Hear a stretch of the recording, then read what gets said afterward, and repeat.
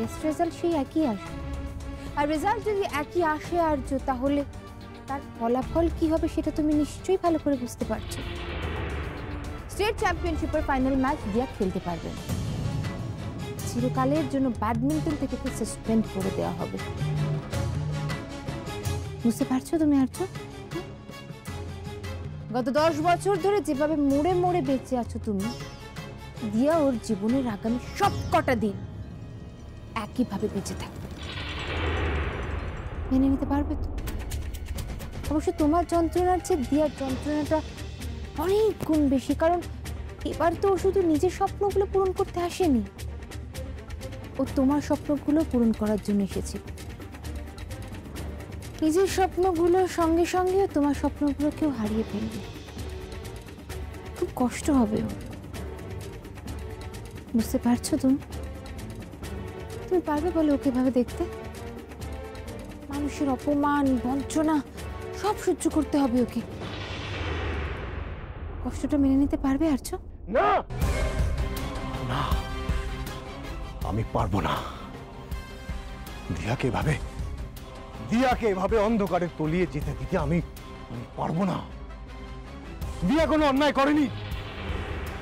আমি লড়াই করবো ওর জন্য, আমি ওর জন্য লড়াই করব। আমি এর শেষ দেখে ছাড়বো, শেষ দেখে ছাড়বো। তুমি তুমি শেষ দেখে ছাড়বে? তুমি লড়াই করবে?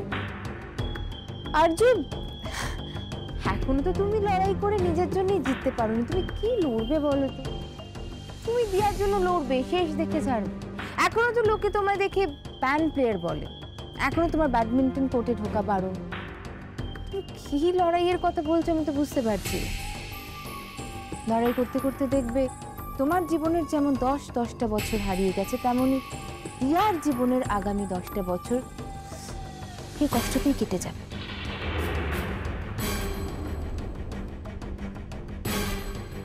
আমি যে কষ্ট পেয়েছি, আমি যে যন্ত্রণা পেয়েছি, দিয়াকে আমি সেই যন্ত্রণা পেতে দেব না, আমি। দিয়া তো অলরেডি সাফার করছে আর্য, এন্ড ট্রাস্ট মি, ওই সব কিছুর জন্য একদিন তোমাকেই দায়ী করবে। ও বলবে তোমাকে এই সব কিছুর জন্য তুমি রেসপন্সিবল। তোমার সঙ্গে যদি ওর দেখা না হতো, তাহলে ও নিজের যোগ্যতায় অনেক উঁচুতে পৌঁছতে পারত। ও শুধু শুধু তোমার আর মায়াঙ্কের শত্রুতার বলি হল। Just like that. দেখো ত্রিনা, দেখো, আমি একটা কথা বুঝতে পারছি না যে তুমি এত রাতে এখানে এসে আমাকে এইসব কথা কেন বলছো? কেন বলছো তুমি আমাকে? দিয়া ডোপ করেনি ও ডোপ। হ্যাঁ, আমি জানি দিয়া ডোপ করেনি। দিয়া যে ফর্মে আছে, ওর এসবের প্রয়োজনই নেই। ও এমনি এমনি ফাইনালটা জিতে যাবে। এসব কিছু মায়াঙ্ক করিয়েছে।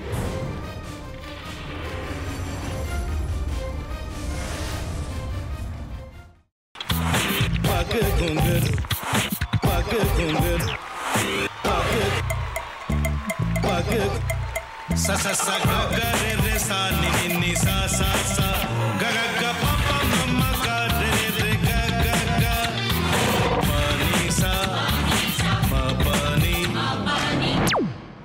re re re re re re re re re ga re ga re ga re ga re ga pa pa pa pa pa ma ga re sa ni da ba sa pa ma ga re sa ni da ba sa pa ma ga re sa ni da ba sa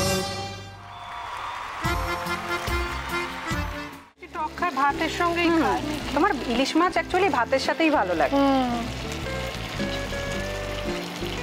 এইবারে আরেকটু জল লাগবে। হ্যাঁ, সর্ষে বাটা দিলে তো। তুমি বাজার করেছো কখনো? বাজার করেছি কখনো না, বাজারটা আমিই করি। কোথায় বাজার করো? আমাদের, হ্যাঁ, আমি বেলঘড়িয়া, মানে আমি খুব খাদ্যরসিক, সত্যি বড়। হ্যাঁ, মানে ধরো শনি রোববার হলেই আমার মনটা চুপচুপ করে। হ্যাঁ, দেখো ঠিক হচ্ছে কিনা, তারপর বলো।